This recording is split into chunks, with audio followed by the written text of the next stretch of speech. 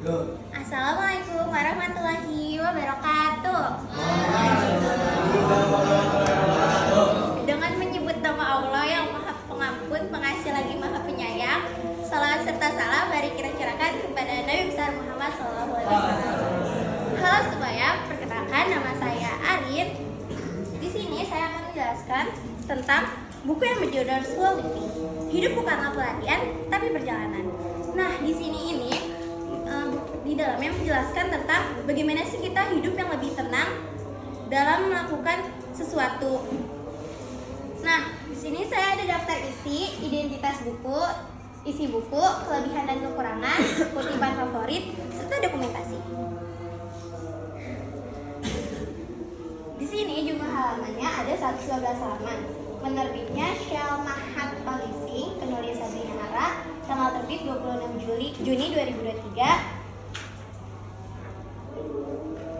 Nah, di dalamnya ini terdapat buku yang menjelaskan tentang hidup yang lebih tenang dan sabar untuk melakukan sesuatu. Jadi di sini kita tidak harus melakukan sesuatu yang terburu-buru. Dan kita harus menikmati setiap proses yang akan kita capai. Di sini ada kenapa slow living itu penting. Slow living ini membantu kita menjalani hidup dengan lebih tenang dan sabar. Bukan berarti malas, tetapi memilih untuk menikmati proses tanpa terburu-buru.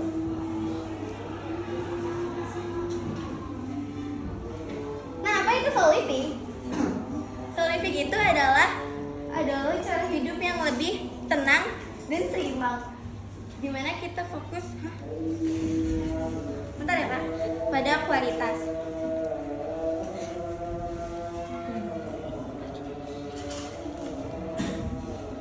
Kita harus menjalani hidup dengan ritme kita sendiri tanpa harus mengikuti standar orang lain. Kita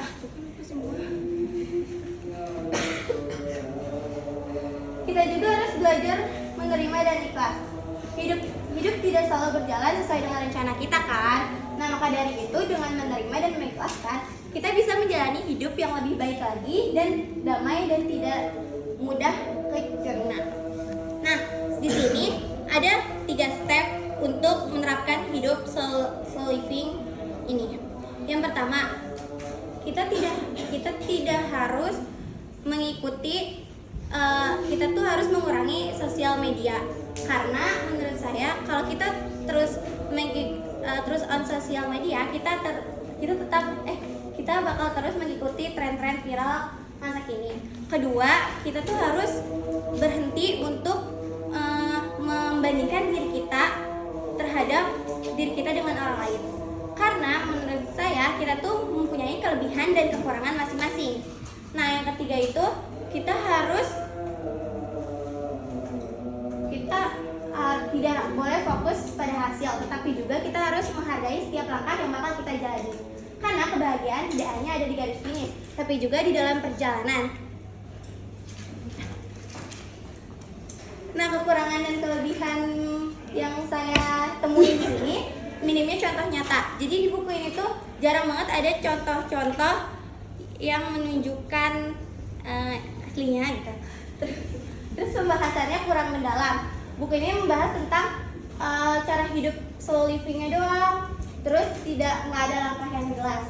Tetapi di buku ini tentu ada kelebihan, yaitu panduannya praktis. Terdapat banyak sekali kutipan bijaksana, halaman yang ringkas, dan gaya penulisnya sangat mudah dipahami.